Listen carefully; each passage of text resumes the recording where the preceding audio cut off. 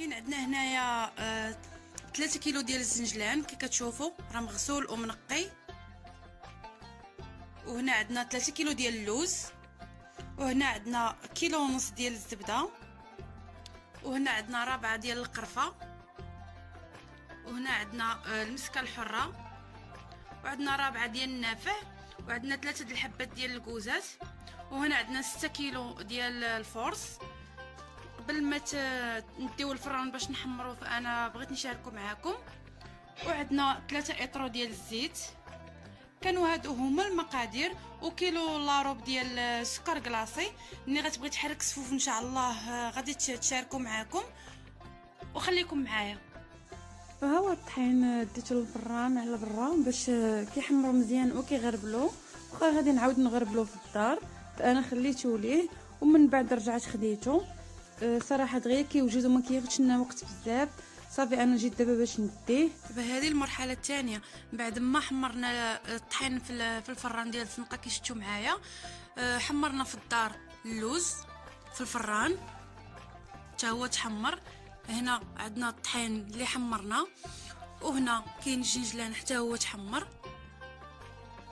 وهنا عندنا اللوز مقلي بالزيت،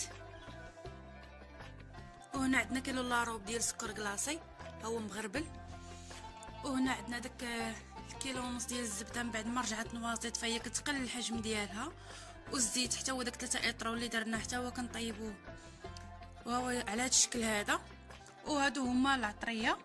هنا قالت لي ماما كدير حتى الزيت ديال اللوز اللي قلات فيه كدير داك الزلافه مع الزبده عاد كتبقى تضيف هاد الزيت شويه بشويه. هنا عندنا تقريبا زلافه اللي قلات فيه داك اللوز، وهنا كاينه القرفه، وهنا كاينه الكوزه اللي حكينا، وهذه المسكه الحره، وهذا النافع، وهذه حبه حلاوه، وهذه الملحه. دابا هادشي كامل غادي دابا ندوزو للمرحله الثالثه اللي غادي كل حاجه غنطحنوها، اللي غتطحن واللي غتنغد، ومن بعد غنرجعوا معاكم. بالنسبه للوز فكيلو غادي ترجعوا عجينه، وكيلو غتخليه هكذاك غير بحال مهرمش، وهذا الكيلو هذا هو اللي غتضيفوه هكا صين. كذلك الجنجلان 1 الكيلو غادي ترجعوا عجينه، 1 الكيلو غتهرمشوا، و1 الكيلو غتخليه بحال هكاك. وخليكم معانا. اول حاجه غتبدا بالنواشف. هنا راها دايره الجنجلان اللي مطحون نص طحنه، والجنجلان اللي صايم، وتما اللوز اللي هرمشات. غديروا على هذا السلول على الطحين اللي دارتو في البانيو اللي غتحرك فيه، وغتبعوا النواشف.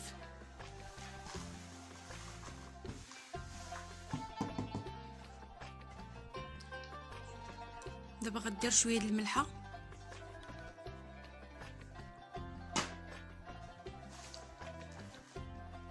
غادي تحركوا بيديها.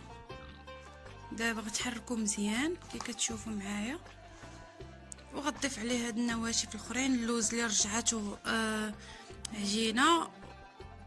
دابا هذه حبه حلاوه، نشوف شحال غدير فيها. المعلقه الاولى، المعلقه الثانيه، المعلقه الثالثه. واخا تكون المعلقه الكبيره ما غاديش ديروا المعلقه عامره.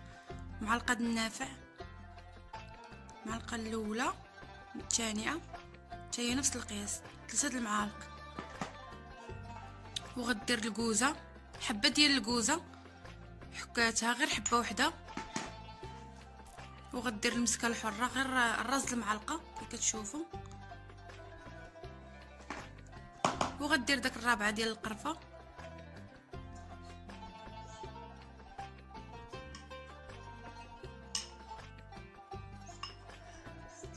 تقريبا 6 المعالق كبار عامرين. دابا غادي تدمج هادشي، تحركو غير بشويه هنايا. صراحه السلو كيجي رائع. دابا غادي تضيف هاد كيلو لاروب ديال السكر كلاصي مغربل،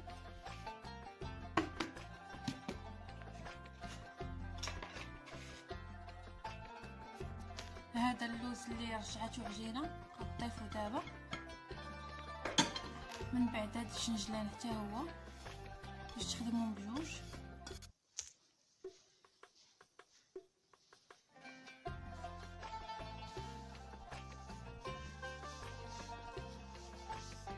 دابا غادي نضيف هاد الزبده،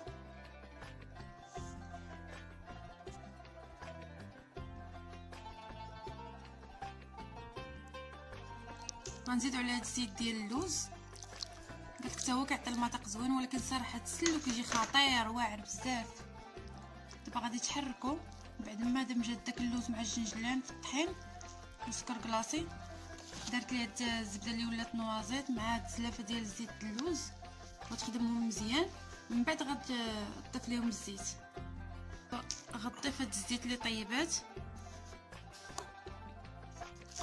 غتضيف غير شويه بشويه وهي مع التحريك تشوف القياس اللي غادي يكفيها.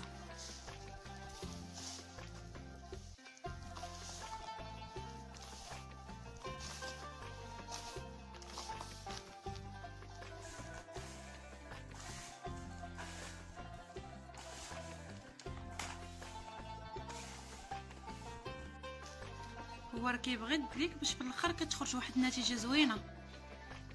دابا غادي تضيف هاد اللوز اللي مهرمش واللوز اللي صايب.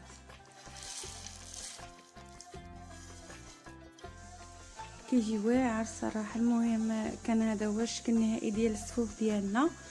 كنتمنى يعجبكم هذا الفيديو.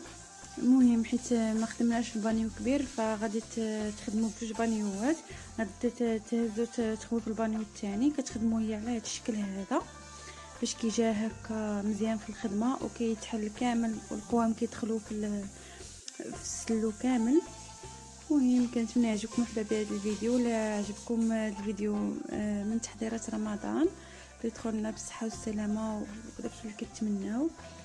ما تنساوش لايك كومونتير ابوني وتسناو دائما الجديد.